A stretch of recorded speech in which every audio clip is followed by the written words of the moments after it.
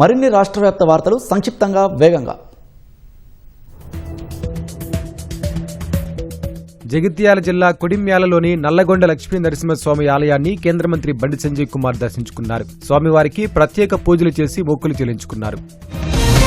నల్గొండ జిల్లా జాజుబాయి తండాలో ఇందిరమ్మ ఇండ్లను ఎమ్మెల్యే బత్తుల లక్ష్మారెడ్డి ప్రారంభించారు. పేదల సొంత ఇంటికలను నిజం చేయడమే ప్రభుత్వ లక్ష్యమని పునరుద్ఘాటించారు.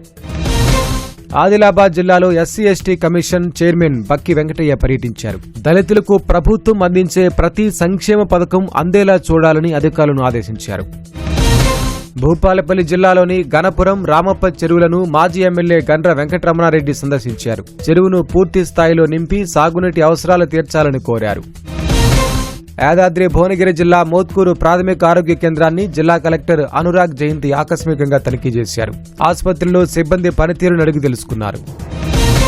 గచ్చిబౌలిలో రేషన్ బియ్యం తరలిస్తున్న ముఠాను పోలీసులు, సివిల్ సప్లై అధికారులు పట్టుకున్నారు. నిందితుల వద్ద నుంచి 220 టన్నుల రేషన్ బియ్యం, 40 బ్యాగుల గోధుమలు స్వాధీనం చేసుకున్నారు. కుత్బుల్లాపూర్ ఎంఆర్ఐ కార్యాలయంలో గుర్తు తెలియని వ్యక్తులు రాళ్లతో దాడి చేశారు. డబ్బులు వసూలు చేసి మళ్లీ తమ నిర్మాణాలను కూల్చుతున్నాడని డిప్యూటీ తహసీల్దార్పై రాళ్లు విసిరారు. ఆదిలాబాద్ జిల్లా ఇచ్చోడ మండలంలోని సిరిచెలమ గ్రామంలో పోలీసులు విస్తృత తనిఖీలు చేశారు. 156 బైకులు, 2 ఆటోలు, 8 కార్లు, బొలెరోలను స్వాధీనం చేసుకున్నారు. నిజామాబాద్ జిల్లా బోధన్ గోశాల రోడ్డులో అక్రమ దుకాణాలను అధికారులు తొలగించారు. ట్రాఫిక్ కు అంతరాయం కలిగిస్తున్నాయని దుకాణాలను కూల్చివేశారు. హైదరాబాద్ అంబర్పేటలోని ఓ స్కూల్లో ఉపాధ్యాయుడు అసభ్యంగా ప్రవర్తించాడని బాలిక తల్లిదండ్రులు ఆరోపిస్తూ నిరసన చేపట్టారు. ఉపాధ్యాయుడిపై కఠిన చర్యలు తీసుకోవాలని డిమాండ్ చేశారు.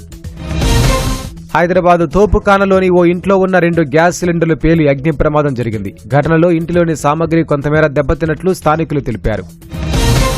అత్తాపూర్లో మట్కా పేకాట నిర్వహిస్తున్న ముఠాపై రాజేంద్రనగర్, అత్తాపూర్ పోలీసులు దాడి చేసి 7గురిని అరెస్టు చేశారు. వారి వద్ద నుంచి 17,000, 5 మొబైల్ ఫోన్లు స్వాధీనం చేసుకున్నారు.